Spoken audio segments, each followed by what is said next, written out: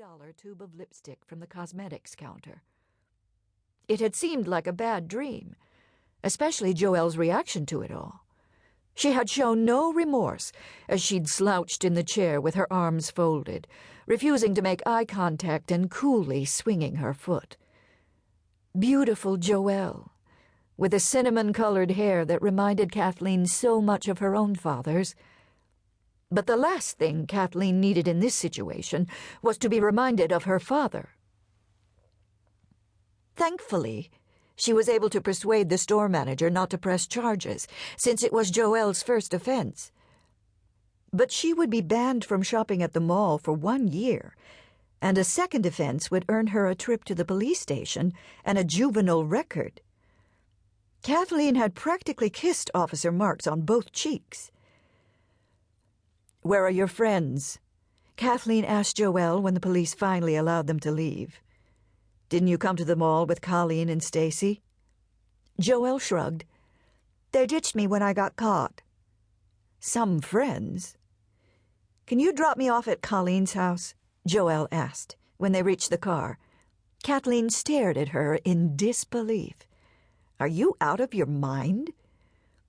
Joelle sank into the passenger seat and slammed the door, ignoring her seatbelt and the annoying ping of the warning bell.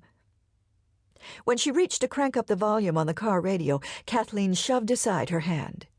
"Leave that off, and put your seatbelt on."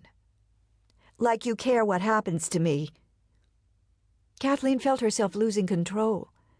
She started the engine and pulled out of the mall parking lot, tires squealing. "Why would you do such a stupid thing, Joelle? What were you thinking? I give you $50 a week for your allowance.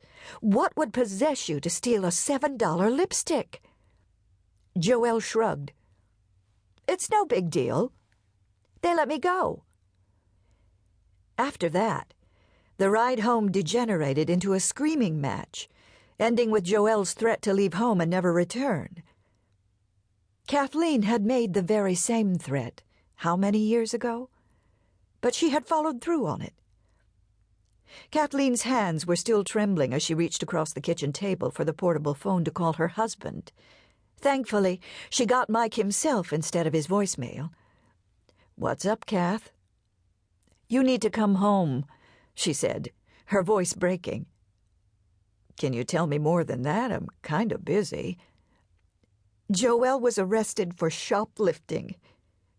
Her tears started to fall then, tears of rage and incomprehension and grief. At first, she made no sound as they trickled down her face, but when she glanced up at the refrigerator door and saw the note reminding her that Joelle needed to bring a snack to the youth group meeting at church tonight, she began to sob. "I'll be right home," Mike said quietly. He arrived in time to stop Joelle as she dragged her backpack and an overstuffed suitcase down the stairs. "I'm not letting you run away, sweetie," he soothed. "Let's go upstairs and talk about this." Kathleen wondered if Mike would have tried to stop her if she'd been the one with the suitcase instead of Joelle. She listened to their voices drifting down from upstairs, envying the relationship they had, aware that she had blown it once again. She and Joelle fought just like Kathleen and her own mother used to fight, maybe more. Kathleen kept promising herself that she would try harder to be a better, more caring mother, but she didn't know how or where to begin. She reached for the framed snapshot, taken last winter on their skiing trip to Colorado, that she kept on her desk in the kitchen.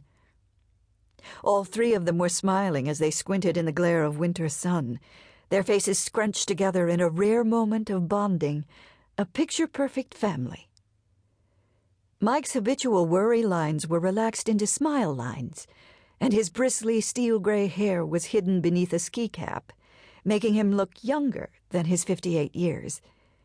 Kathleen herself was used to being told that she didn't look 54, thanks to regular workouts at the health club and a creative hairdresser who kept Kathleen's light brown hair fashionably styled and free from encroaching gray. She had been 38 when Joelle was born. After